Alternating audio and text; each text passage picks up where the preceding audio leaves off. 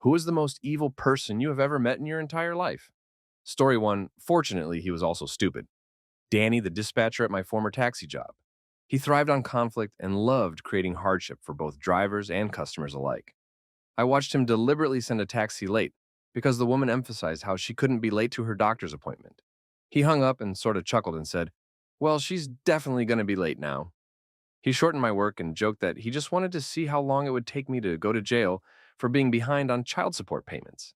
As he was dying of cancer, I was tempted to send his cancer a get well card for having Danny. Story 2. My best friend's dad. He would abuse all three of the boys and their mom. He would get wasted on crack and alcohol and trespass on random people's yards and destroy their property and steal their motor vehicles, crash them, and ditch the scene.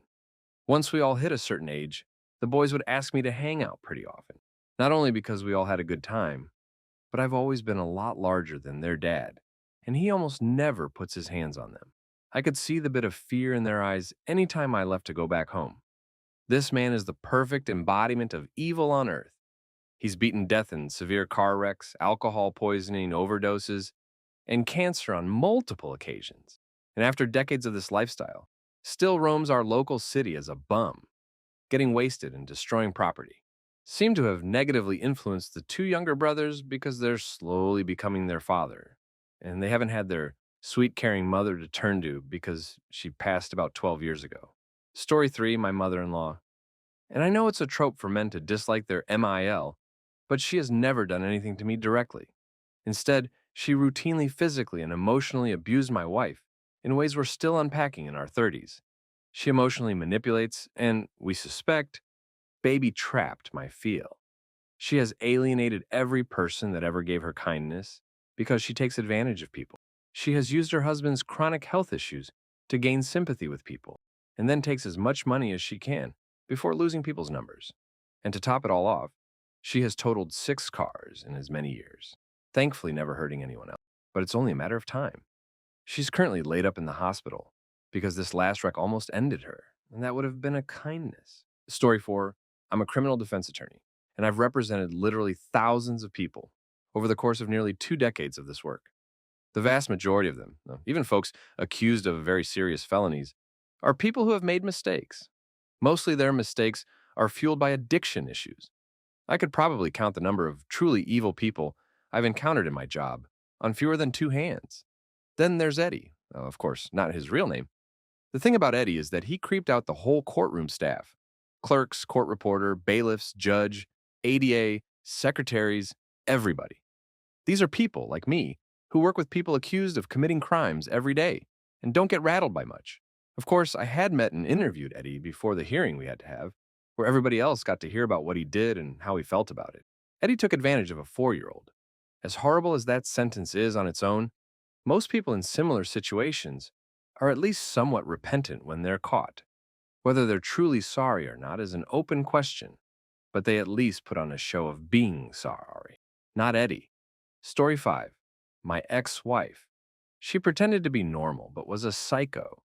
She embezzled tens of thousands of dollars from her boss, depleted my 401k and checking account. We were supposed to close on a house, but she never showed. I then checked my banks, and they had a 0 balance. She ended up in prison for lots of other things she stole. None of these traits showed up when we were dating. She is now a spokesman for the rights of people in jail. Wish she would pay me dot back. I lost so much more than money. It was flat out humiliating for me. Story 6.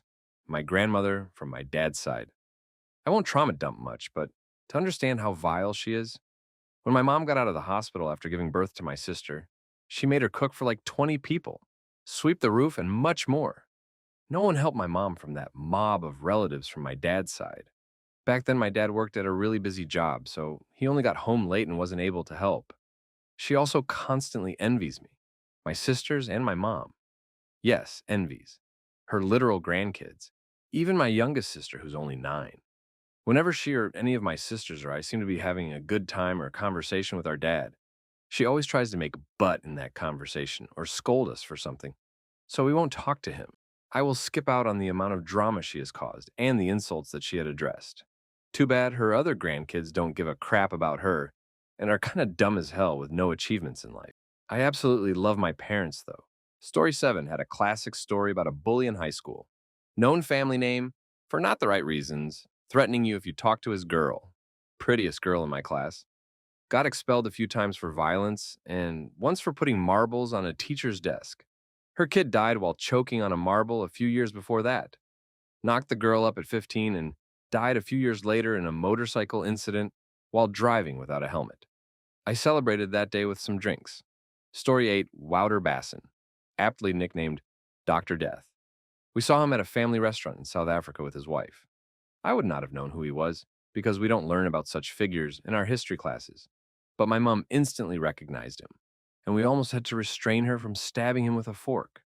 Basically, he worked in secret with the apartheid government on their chemical and biological weapons. He provided chemical concoctions used to end hundreds of political and anti-apartheid opponents, including 200 members of SWAPO from Namibia, and was involved in countless acts of fraud, money laundering, and embezzlement in securing a distinction between the military and his operations.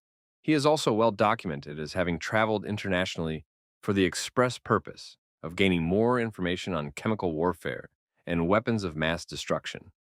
Due to botched court proceedings and trials against him, he never really paid the price for his actions and walks free to this day, having even run his own medical practice and illegally working at others till as recently as 2021.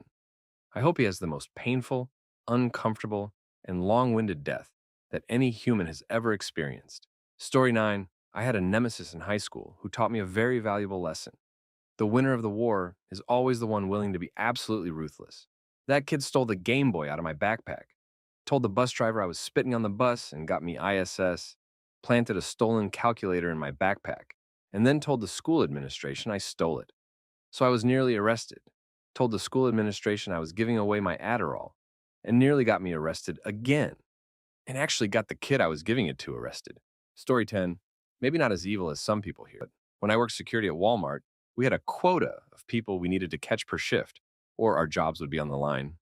My manager decided that since it was a slow day, she'd start picking on teens, and obviously not well-off people, trying to call the police on them for taking a candy bar or a pack of $3 ground beef. It was to the point where she took an older lady who was extremely nice and came in often, usually buying clothes for the community center kids she helped supervise, into the back room over a misplaced pair of $5 gym shorts that she had forgotten to scan. She called the police and made a huge stink over it, berating this poor woman, and that was the day I walked out. I went to visit my parents in another state and ignored every call Walmart sent to me and left a voicemail for my boss telling them exactly how I felt. It felt nice. It was probably the best thing for my mental health because I was beginning to get very depressed working that piece of shit job. Story 11, I did a little stint in prison and got a job packing cutlery. I get paired off with this dude, and we had good chats the first few days I worked with him. Then he started to tell me what he did on the outside. He was a pimp, and he explained his method of turning vulnerable girls into prostitution by hooking them on smack, and even turned a girl's dad and took over his flat. He explained and boosted how he manipulated all the girls and used fear and intimidation and how to get the most out of them. What's worse is that you'd never see him coming. He was a specimen of a man. He was seriously good looking. Could have been a top model or something. He was huge and built like Paulo Costa or Anthony Joshua, properly charming and disarming. He was how I'd describe a vampire, designed to be a perfect predator of humans. I could see how he could easily charm guys to work for him and girls to fall for him. He had insane charisma, but he was an utter sociopath and really dangerous. This was the kind of guy you hope to God that never walks into your daughter's life. Story 12, my mother. Never wanted kids and always made sure I knew. Growing up, she'd never let me try new things and would berate me for wanting to have experiences. She would make me feel guilty for wanting basic things such as clothing or school supplies. She took great joy if I ever failed at anything.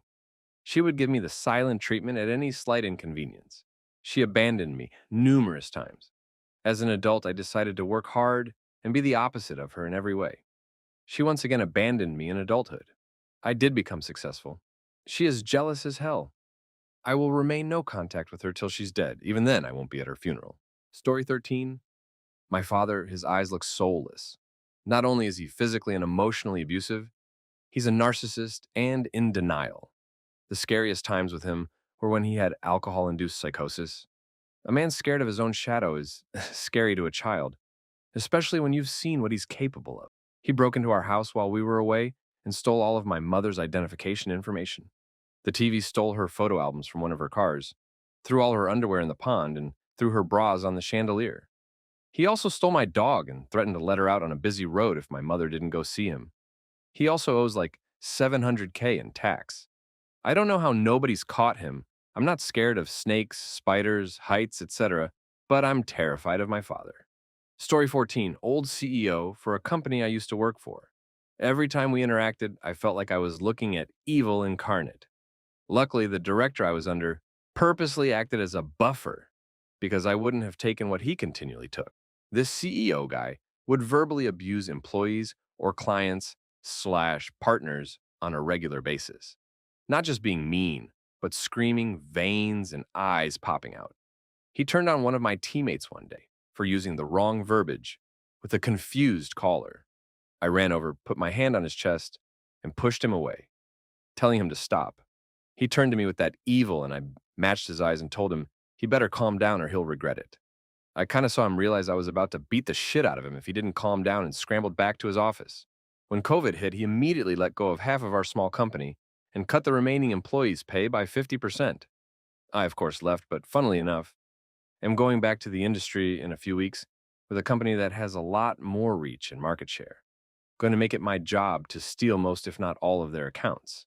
F that guy. Story 15? Not much in the grand scheme of things on this thread, but so far my ex of a few years, she cheated on me a few times, whatever. Shitty people are shitty and isn't really the evil part. But it's just the way when I found out she cheated, she turned off her empathy pathway in her mind, like a sleeper agent that got activated. She used to be caring and soft, not really streetwise or people-wise, but great book smarts. But when I found out, went straight to cold, uncaring, awful, vindictive, and very smart people, and had zero reason to. I gave her an easy out, no issues. She slept downstairs and planned to until the lease was up in her name. Less than 28 days. I helped her with groceries as I had a car, helped her with everything, really making our eventual new life transition a lot easier. In that time, she went out with multiple guys, pretended I was stupid and wouldn't notice, treated our years together like an annoying stone in her shoe, despite me basically building her entire life for her. 2 weeks into her last month, I noticed two random dudes in my house on my cat cam. On the day we planned on getting her to switch her energy provider to mine after my work, she decided she'd just move out and try to take what she wanted from my house because I wasn't there. She played on the fact I trusted her to be neutral, to try and steal my stuff. After she had eventually moved out and left her cat and our cat at my place, and never even said goodbye to them, she just pretended I or our cats didn't exist. Didn't want any of her leftover important documents. Didn't want to say goodbye to her cat she had for an entire year before meeting me. Since she was a kitten, she blocked me on everything and cold cut contact, despite the one thing I thought she wouldn't lie to me on was keeping in contact for any cats or bills left over. I've never seen anyone in my 25 years on this planet able to just cut off their own morality like that and change their personality that quick and cold like a hot knife through butter. And it really scared me, honestly. Like something just wasn't right with her upstairs that I had never seen or noticed before. The story 16, when I was probably 10 or 11, me and my sister would go to a summer day camp. Mom and dad both worked long days. Well, at this summer camp, we'd often go swimming at the pool they had at the facility. There was this 7-year-old that hated me for no explainable reason and constantly tried to harass me, steal lunch, cheat in games, talk bad about me, etc. One day at the pool, this kid jumped on my shoulders and held me underwater, no matter how hard I thrashed against him, trying to get him off. Finally, I heard someone say, "You're going to end him," and I pushed him off before passing out on the edge of the pool. His reasoning? I didn't want him to be here anymore. Needless to say, I got that dude kicked out of the summer camp, and his parents still ended up paying for the whole month, like $800, and I still have a fear of swimming. Story 17, I've been a part of a Children's Miracle Network fundraiser called Extra Life for many, many years. Its creation was from an amazing person who ran a podcast or gaming website called Sarcastic Gamer. One of the hosts of that podcast, whose name I will not utter, was such a piece of garbage you'd think that it was an act. Like, you'd assume that he was trying to make fun of the people who actually act like that, because he just checked too many asshole boxes, and that nobody in real life could be that well-rounded of an asshole. But nope, that really was him. From what I hear, he hasn't changed at all. Story 18, it's either Paul Ryan, Hunter Harrison, or William Gardner. We all know Paul Ryan and his evil plan to turn Social Security over to Wall Street so they can earn big fees playing with our money in the Social Security Trust Fund. Hunter Harrison is the guy who brought us a precision scheduled railroading, an oxymoron of a term that left 3 of my rail cars on a siding in Canada for 20 days during my peak season, and the longer trains that have a greater propensity to derail. William Gardner was the owner of the Wisconsin Southern Railroad, who broke the employment contracts of the managers of a railroad he bought, saying he couldn't afford them, then flew his Learjet to Florida for the weekend to play golf. He also is a convicted felon after making employees give donations to Scott Walker and reimbursing the employees, a clear violation of the campaign finance laws. Also, a really creepy guy regarding women. Wisconsin Southern is now owned by a different company. Story 19, my step-grandmother. My dad's parents divorced when he was young, and my grandpa married her when my dad was around 13. She went from being nice and caring to an absolute witch literally on their wedding day. She's a hoarder and blames literally anyone else for it. She's extremely verbally abusive to anyone around. When my grandpa died in 2019, all of us immediately stopped talking to her, and of course, the one person I know who didn't says she blames all of us for not talking to her. She's caused so many issues for our family that no matter how much I try to rationalize that she came from a broken home and had a shit life herself, I cannot get over the 30 plus years of torture and pain she caused my dad. I don't have some single item to remember my grandpa by, because she has everything sitting around covered in piss, shit, and dirt. Story 20. Too many to count, unfortunately. Recently, I had a best friend of over 20 plus years. I told him about my work experience and how I feel discriminated against. He was then told by said team what they do when it comes to me, and my feelings were correct as he told me. He supported me after learning that. That same month, they promoted him. Next thing I hear is, I see both sides of the arguments, and I don't fully agree with your frustrations. The pain of hearing that sent me into such a shock that I immediately moved to protect myself on instinct, set heavy boundaries, enforced them when he tried to disrespect them. That caused him to explode on me and reveal a lot of his secrets. He was never supportive of anything for me, but only kept me around so that I could fuel his own vanity. I went from confiding in him about everything to barely agreeing now. I have more evil people's stories that I could write novels on, but that one is the most recent one. Story 21 had a boss once who would have somebody come into his office so he could berate them pretty much on a daily basis, at least a couple times a week. Somebody would come out crying. I think he got off on it. It's like he would just pick at random somebody he wanted to scream at that day. If that person hadn't done anything wrong, he'd just make something up.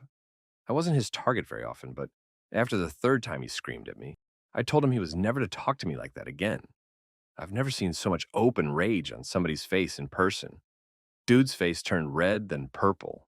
Before he could say anything, I said, I quit, and walked out. Story 22, I'm lucky enough to say that I haven't gotten close enough to anyone I'd classify as evil. Maybe that's because I'm good at avoiding those types of PPL. Or maybe I just haven't had the chance to know one. Anyway, the shittiest person I know that I can think of is my friend's dad leaving his 2 teenage daughters and wife and moving away to another country to get with his new girlfriend. He practically abandoned his children because he found a better match. Don't get me wrong, divorce exists for a reason. If you feel regret for your marriage, it isn't nice, but I wouldn't say it's morally wrong.